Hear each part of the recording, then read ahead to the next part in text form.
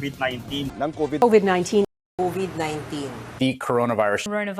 Coronavirus. Everybody, welcome to What If Corned Beef. How are you guys doing? So, are you wondering why it's happening? Then just sit there and watch what would happen if COVID-19 affected you and what should we all do.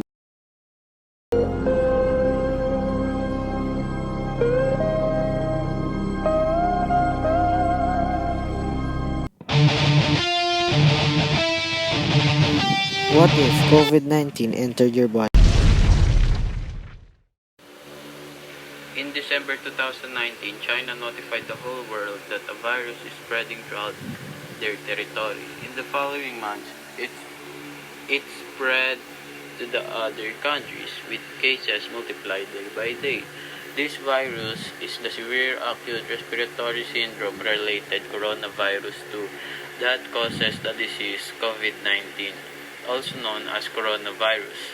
A virus is just like a ball around a genetic material, and it is not even a living thing. It can only make clones by entering a living cell. Corona may spread via surfaces. Any surfaces. Its main way of spreading is droplet infection. When people cough or sneeze, or if you touch someone who is sick, and when your face is itchy and you scratch it on your anywhere like your forehead and rubbing your eyes, mouth or nose, the virus starts there and will ride deeper into your body. Its destination is the stomach, spleen or lungs, which can have the most disastrous effect.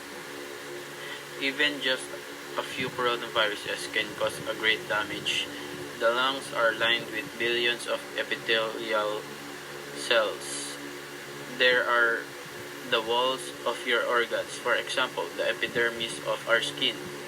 Corona connects to a specific receptor on its victim's membrane to inject its genetic material. The cell, ignorant of what is happening, follows the new command, which is copy and reassemble. After it became too many and reached the climax, one final order will be executed. Self-destruction. Infected cells melts away, releasing new corona particles already to infect more cells.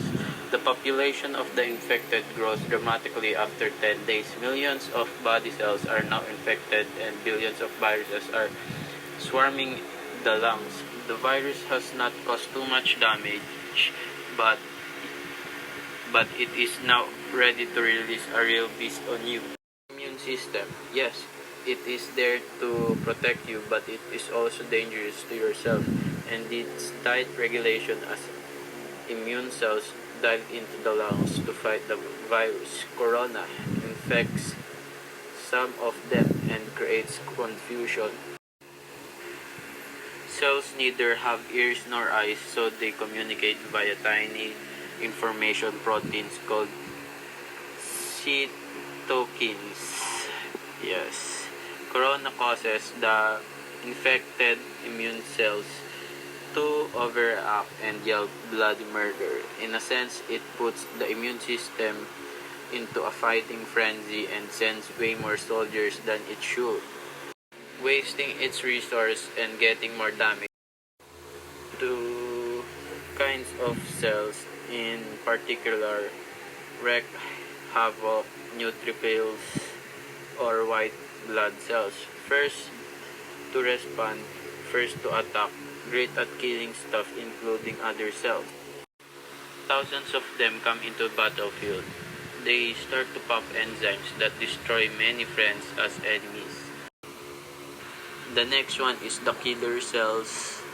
Killer T cells, assassins who recognize and destroys foreign cells such as graft cells, viruses, infected cells, and cancer cells. They order the enemies to commit suicide. Confused as they are, they start to order the healthy cells to kill themselves too. The more immune cells arrive, the more they receive damage on their side, and the more healthy lung tissue they kill. This might get so bad that it can cause immune systems starts to level up on the late game.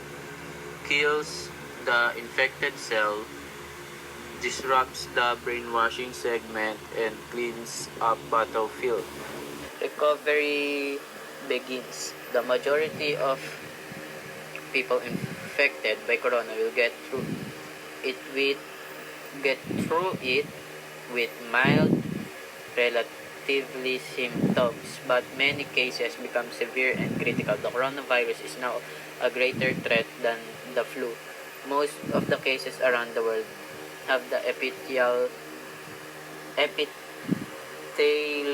cells died down, and with that and with them the wall of the lungs is gone. That means the alveoli, tiny air sacs where breathing and gas exchange occurs, can be infected by bacteria. Patients gets pneumonia, respiration becomes hard or fails, and needs ventilators to survive. The immune system has fought for several weeks and developed millions of antiviral weapons, and as thousands of bacteria rapidly increases, it is overwhelmed. It is overwhelmed.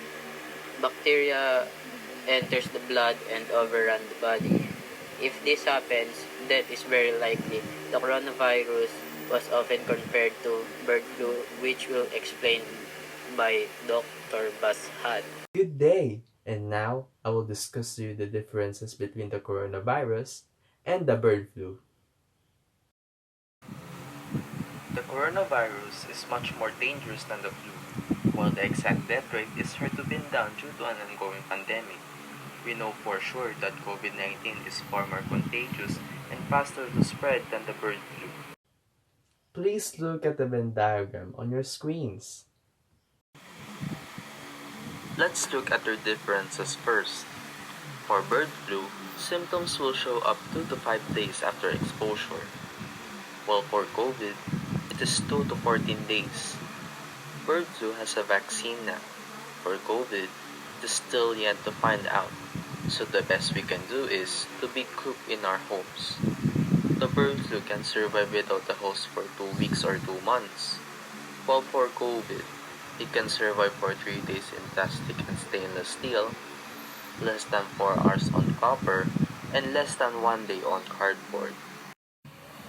Bird flu began in Hong Kong year 1997, while for COVID it is in Wuhan, China, December 2019. The mortality rate of bird flu is 60%, while it's 3.4% for COVID. Hopefully this will increase as we spend more time in battling COVID-19. Both are pandemic, which means that these diseases have shaken the entire world. Both causes respiratory problems, fever, headache, and etc. There are 2 futures for a pandemic, fast and slow. Which future we will see depends on how we all react to it in the early days of its outbreak. A fast pandemic will be horrible and cost many lives, while slow pandemic is the opposite. If a pandemic starts fast with a steep slope, they end badly. If it starts slow with a not so steep slope, it will end up with a minimum damage. The worst case scenario for a fast pandemic begins with the rapid rate of infection, because there are no countermeasures to slow it down. Many people will get sick at the same time. If the numbers get too large, healthcare systems won't be able to handle it. People will die untreated because the lack of resources and equipment. The health of the medical workers shall also be put into consideration. If this comes into the case, horrible decision will be made about who will live and who will die. To avoid this, the world, which means all of us, needs to do what we can turn this into a slow pandemic. A pandemic is slowed down by having fast and right responses, especially in the first wave, so every sick person can be treated and being overwhelmed is far to happen. Since we still don't have the vaccine, we should behave ourselves and choose to not get infected, not to infect others. The best thing we can do is to wash our hands with soap and water. The coronavirus is basically encased with a layer of fat. Soap breaks the fat apart and leaves it unable to infect you. Viruses are washed away as you rub your hands against each other with soap and water. Thank you for that wonderful explanation, Dr. Basan. Now we shall proceed to what are the things we should do and not do. So the first thing we should do is to wash our hands properly, guys. Soap, rub your hands palm to palm and wash the backs of both hands and in between your fingers. Then palm to palm with fingers interlocked. Clasp your hands together and rub. And then clean around the thumbs too. Rub your fingertips in the palms of your hands and finish off with the wrists. Rinse your hands really well with water and dry them thoroughly with a paper towel. You can see we need to clean our hands thoroughly, guys. Thoroughly. So we can make sure that there is no bacteria left, bro. So yes, guys, wash your hands properly. Second thing, guys, the second thing. We should socially distance ourselves from other people. Please do not imitate these people in the market. We should be disciplined. So third, guys, we should not sneak out of our houses. Just stay inside. Don't imitate these kids, bro. Grosso, di mapigilan ng mga kabataang ito na tumalon mula sa tuktok ng tulay na nagdurugtong sa bahagi ng Gone wild. In Miami Beach, crowds of young people out in force despite the coronavirus threat. If I get corona, I get corona. At the end of the day, I'm not going to let it stop me from partying. Do you have any concern that this gathering might cause this virus to spread further? Hell yeah. It will a little, but I don't think it's to the extent that they're trying to make it out to be. Again, it's a virus. It's got to spread. And until people start getting an immune system to it, it's going to continue to do this. So guys, let's just stay home, please. You know, if you're home, you can Netflix and chill. So you can play games, watch anime, watch TV, or answer your test. So guys, this is it for your boy Lawrence Bautista, proud to be Team Bahay. Shout out to the floor gang there. Yeah, you. Shout out to you, bro. That's right. Don't worry about what other people think. Hold your head up high and plunge forward.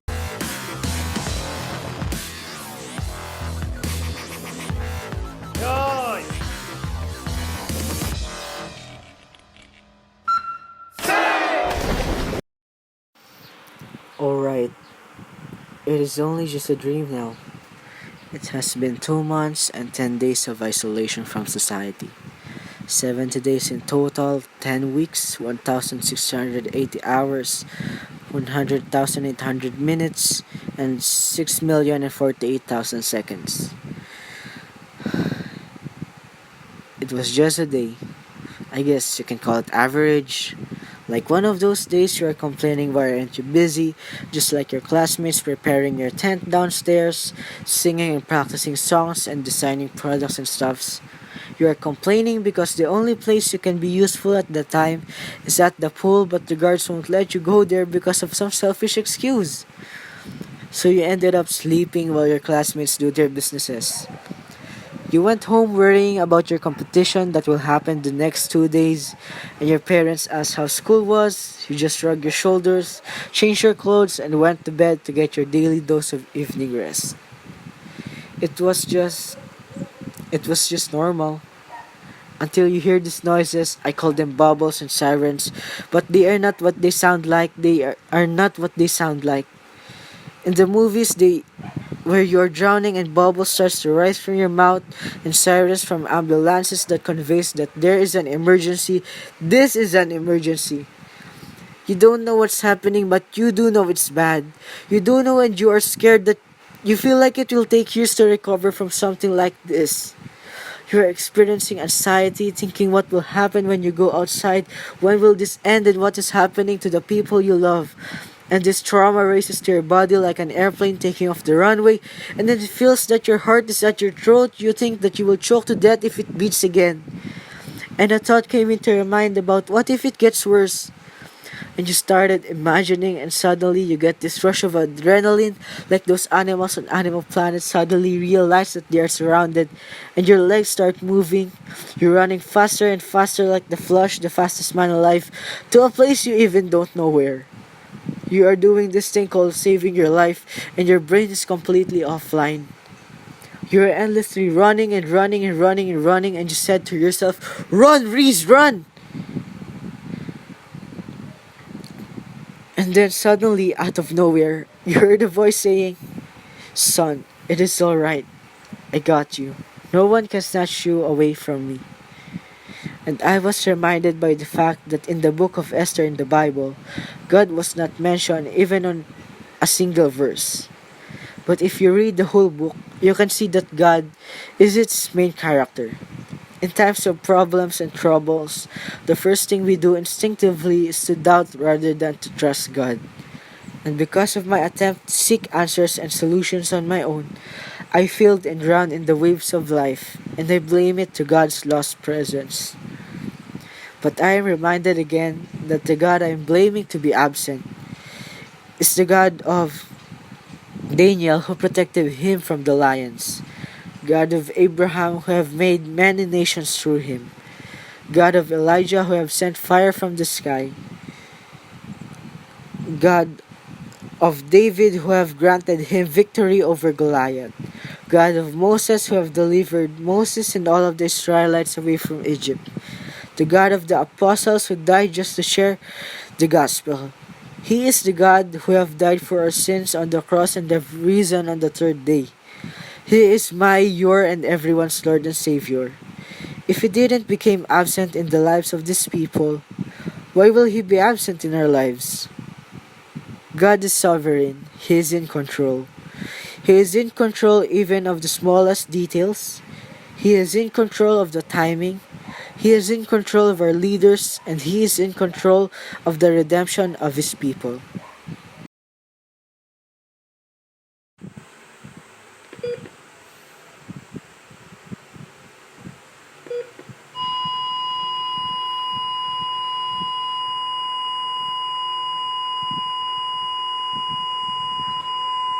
How was 2020? They asked.